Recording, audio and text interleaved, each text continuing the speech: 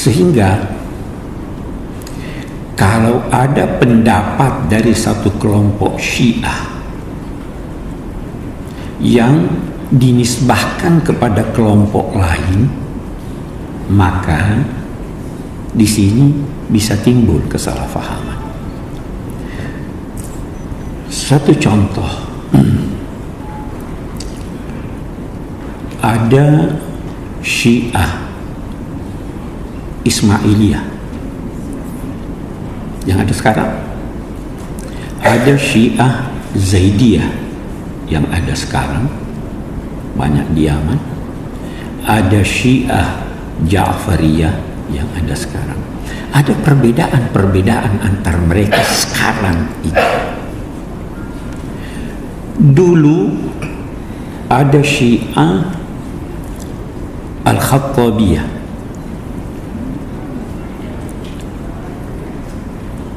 ada Syiah Al-Qaramitah, ada Syiah bermacam-macam, puluhan.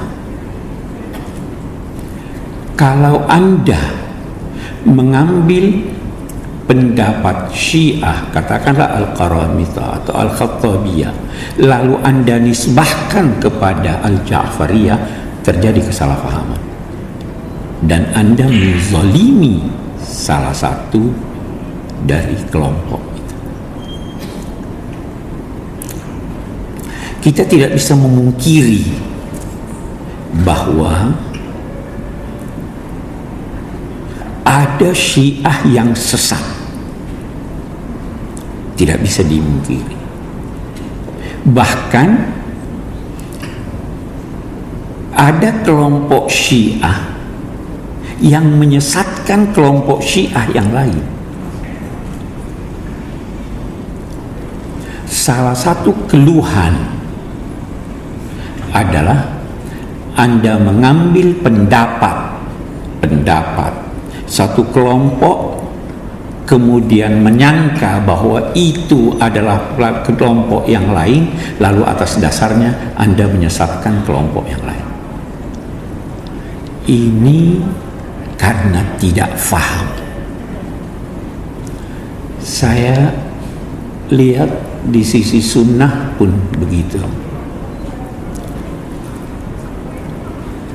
Semua sepakat bahwa jangan mudah mengkafirkan orang lain. Itu di sunnah gitu.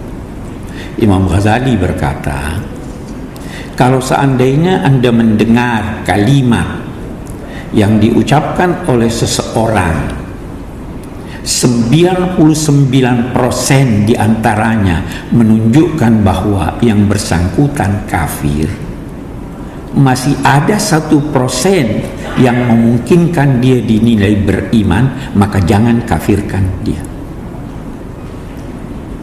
Itu di sunnah. Karena membiarkan hidup seorang 1000 orang yang kafir itu kesalahannya lebih ringan daripada membunuh karir seorang muslim. Tapi kan ini banyak yang tidak tahu ini kan. Jadi tidak mengerti dirinya. Bisa jadi tidak mengerti dirinya, tidak mengerti orang lain, terjadilah cekcok. Itu yang pertama. Saya khawatir nanti ini buku namanya apa ini? Buku yang dibagikan, buku putih ini. Syiah, nanti muncul lagi itu. Ini Syiah yang mana nih? Ya kan? Yang kedua yang saya ingin garis bawahi dalam konteks kita mencari atau menuju ke persatuan itu,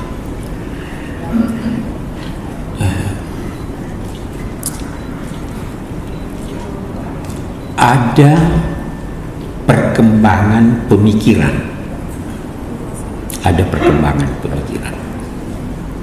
Karena pemikiran apapun termasuk pemikiran keagamaan dipengaruhi oleh banyak faktor.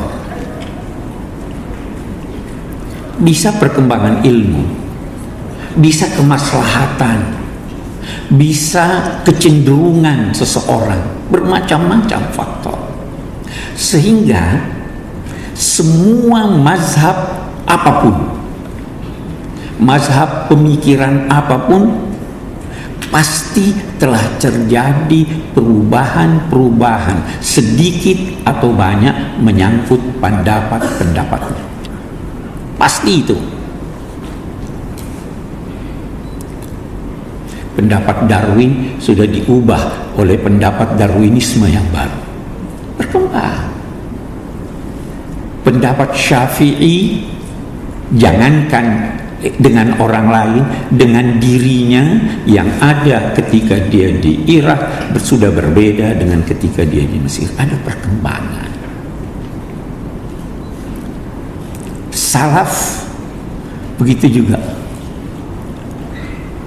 Banyak salafiyah yang sekarang itu berbeda pandangannya dengan pendapat salafi Imam Ahmad bin Hanbal.